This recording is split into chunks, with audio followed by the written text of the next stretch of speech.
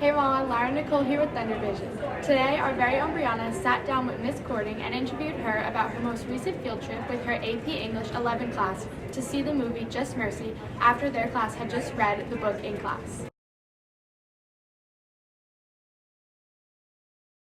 What's the process of getting a field trip approved? It's actually kind of a long process, so you should thank all of your teachers who do field trips. You have to put in a form like a month in advance, get the administration and the Board of Education to approve, get the busing system to approve, and then you also have to communicate with whatever venue you're going to. So in this case, the school was wonderful, but I had some difficulties with the venue getting an early enough show time. So it was kind of complicated, but it all worked out in the end. Tell me everything that happened. Which classes did you take on the field trip? I took my 2 AP Language and Composition classes because we read the book in our nonfiction-based course, and this was a nice way to extend learning beyond the classroom. How is Walter different from the book than the movie? I think what's great about movies is you get to see the visual interpretation, you get to see the emotions on his face, and the story that he underwent. So I think the character itself is mostly the same, but the visual interpretation really helped us understand his anger and the emotional experience that he went through. Did the actor portray him well?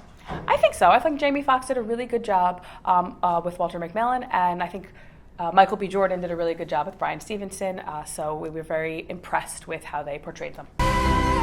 It's my dad. He did nothing wrong. It's never too late for justice. Okay, and how do you think the students reacted to this movie? I think the students were more excited about going to Chick-fil-A than they were about going to the movie itself. But overall, they seemed to like it. Most students gave it like 3 or 4 stars out of 5.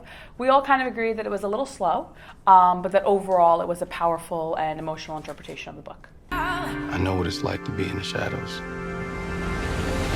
Where'd you guys see the movie? We ended up going to the AMC theaters at Garden State because we figured it'd be easier to have lunch there, etc.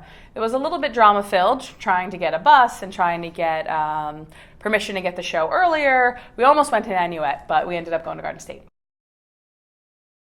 So, Ms. Courtney, what was your favorite part of the book? I think my favorite part of the book, I don't know if favorite is the right word because it's a challenging, emotionally challenging book, but I think just the knowledge that I gained from the book and from the film itself about race and incarceration in America today is probably my biggest takeaway. All right, and what were the differences between the book and the movie? The movie focused only on the story of Walter McMillan, while the book mostly focuses on Walter and then probably 10 other supplemental cases. The movie had to cut most of those out. And I think the movie also had a happier ending in comparison to what happens in the book. Wow, that seemed like a really good movie and book. Maybe I'll go see it myself. Thank you, Miss Courtney and Brianna, for the interview. Nicole and Lara signing off.